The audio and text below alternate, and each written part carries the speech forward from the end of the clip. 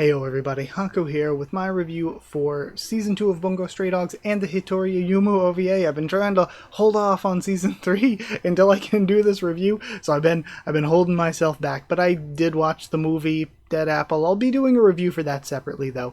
But yeah, Season 2, the Hitori Ayumu OVA, and let me tell you, I thought I read somewhere that the OVA either didn't come out until Season 3 or was based on stuff around Season 3, so I was going to wait to watch it, but then I noticed that like episode number wise it was included kind of here, so I went ahead and watched it, and I'm glad I did, because it kind of fits here where it goes. Yeah, all of it was very, very good though. It's based on kind of both the manga and light novels and some like side content stuff. From my understanding, it's done by Bones, and Bones' adaptation is kind of doing its own thing a little bit. It's just not following like direct one for one, but rather, from my understanding, kind of putting some different things together in a way that, you know, works for the anime, to include stuff that just isn't in just the main series. I thought when I reviewed Season 1 that I was like, you know, I both see like a lot of thumbnails of like reaction channels reacting to this, but never hear anybody talking about it. It seems pretty underrated, and not only was Season 1 underrated, I think Season 2 even better. Season 2 was very, very, very good. I think the first 4 episodes specifically, some really top tier like mafia storytelling, that stuff was really done very well. All of the character work there was done really well. Again, I try to not go too deep into spoilery stuff so that you can take my videos not only as reviews, my thoughts, but also as recommendations. So I'm not going to say exactly things that happen because it might be a little bit spoilery, but I do think that they really nailed the vibes for the first 4 episodes, and they managed to tell a really, really great story with it before getting us back into kind of the main plot that we had been carrying on.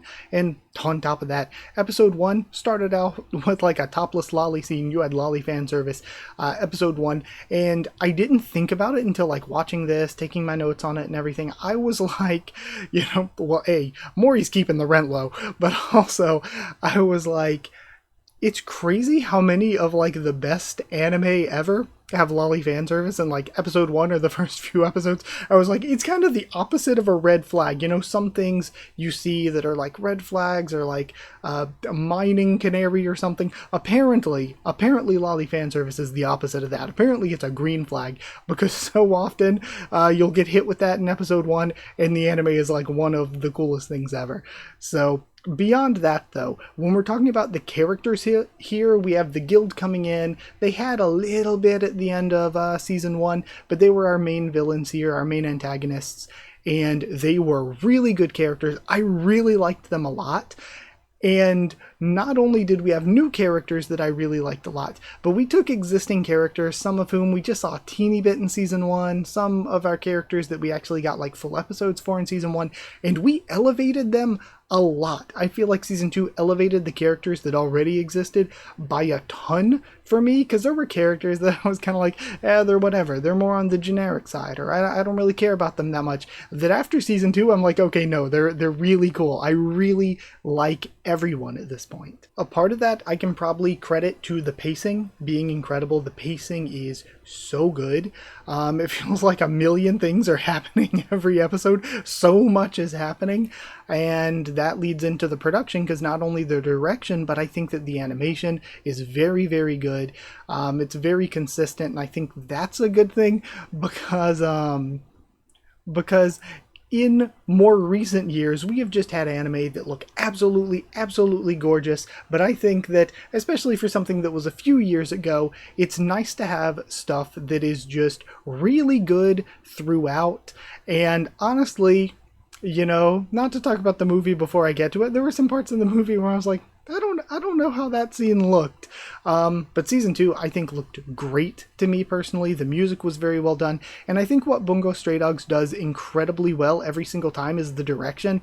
The direction just feels like they were like, okay, let's do something unique. We can stand out that way. And the direction and pacing, I think, is probably the high point of the production. And that's really what sort of leads into the OVA being good too, because the OVA just takes the usual Bungo Stray Dog style and gives us just another episode, just an extra episode of the show. And again, it's very, very good because the characters are good, the style is good. I have bought into the style of the story that they're telling, and you know, more of that, another episode of that was great. I think Aya was a good addition too. Seeing Chuya just a little bit more in the OVA was good too, because I really like Chuya. And I was going into the OVA like, who's Hitori Ayumu? Who is this guy? We're getting a new character. No, He Walks Alone. It was a Kunikita themed episode, which is great to see too, because Kunikita's great. So yeah, every single bit of this I really enjoyed a lot. I thought it was very good. Opening and ending, I didn't even put in my notes. Usually, opening and endings are kind of something I talk about each review, trying to think about them, remember them a little bit.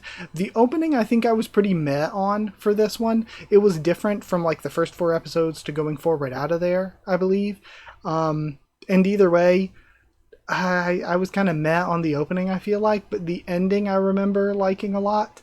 So there's that. Also, I always talk about character, waifu, and relationship. So this time around, it's very, very hard to choose because all the characters are really good to me. I really like the characters in Bungo Stray Dogs. Like, Odasaku is kind of one of the first ones that pops into my head as far as characters go, but when I talk about characters that already existed that got elevated a lot, I like Junichiro a lot more now. I think Junichiro would be kind of up there with Odasaku. Chuya's up there. I've always really liked Chuya. Again, I think his powers are very cool. They're like probably my favorite powers.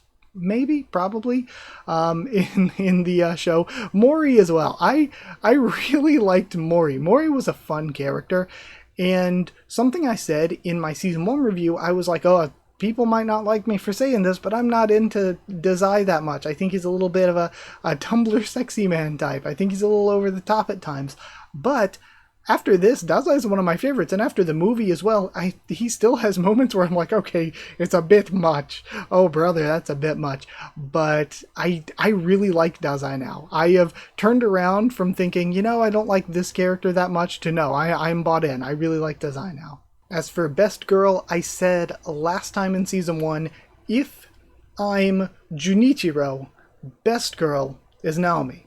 But if I'm not, Best Girl is Lucy. Now this time, it's kind of the same. I try to pick somebody different each time for all of this stuff instead of saying the same thing for every review when I'm doing multiple seasons for something. This time it's kind of the same though. If Junichiro, Naomi. If not Junichiro, then Lucy is still good. I think Gin, potentially. Q, don't know how I feel. Akiko is one of my favorite characters, though. I didn't even have her in the notes, but Best Girl just because she's one of my favorite characters, I think. Unless I'm getting her name wrong, in which case I am an idiot and should be ignored. And as far as relationships go, Odasaku Dazai is maybe my runner-up, but I feel like it's so predictable to say Chuya Dazai, but it's kind of Chuya Dazai. That's kind of the funnest relationship to me. So yeah, I am a Chuya Dazai fan, apparently. I am now the typical simp. Yeah, Chuya Dazai is the best. But yeah, I guess that's it for this. I hope you enjoyed the review and all, but you know, like if you did like the video, and comment down there to tell me what you think of this anime, what you thought of my thoughts. We can talk about it down in the comments. We can talk about it on Twitter or Discord if you want. The Discord server is free and open for anyone.